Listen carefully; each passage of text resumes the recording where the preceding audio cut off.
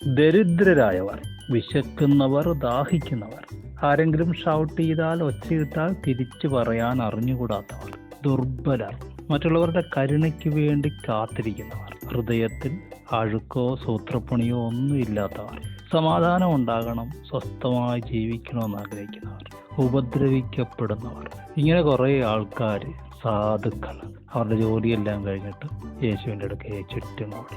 യേശു പറഞ്ഞു, നിങ്ങൾ ഭാഗ്യവാന്മാരാണ്. ഒരതിശയിച്ചോടാ, പൈസയുള്ളവരും സ്വർണ്ണമുള്ളവരും ഇൻവെസ്റ്റ് ചെയ്യാൻ എന്തെങ്കിലും ഉള്ളവരെയാണ് ലോകം വിളിക്കുന്നത്. പത്രങ്ങളിലെയും ടി വിയിലെയും പരസ്യമെല്ലാം അങ്ങനെയുള്ളവർക്കാണ്.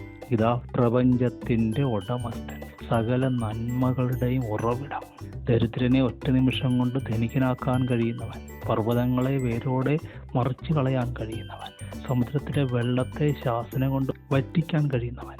അവൻ പറയുന്നു, നിങ്ങൾ ഭാഗ്യവാന്മാരാണെന്ന് ഞാൻ പറയുന്നു. അതൊരു അതിശയമല്ലേ? നമ്മുടെ ചുറ്റുവട്ടത്ത് നമ്മൾ ഇങ്ങനെയുള്ള ആൾക്കാരെ കാണുകയാണ്.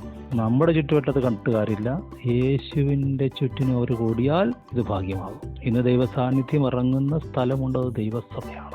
അവൻ്റെ ചുറ്റിനും വന്ന് കൂടണം, ദുഃഖം സന്തോഷമാകും. ദരിദ്രരായത് ഭാഗ്യമെന്ന് പറയും. വിശപ്പും ദാഹവും നന്മയ്ക്കായിട്ട് മാറ്റും. ഉപദ്രവിക്കപ്പെട്ടതും ഷൗട്ട് ചെയ്യപ്പെട്ടതും അനുഗ്രഹത്തിനാണെന്ന് നിങ്ങളെ കൊണ്ട് പറയിപ്പിക്കും. അവൻ്റെ പേരാണ് നസറത്തിലെ തച്ചൻ യേശു കർത്താവ്.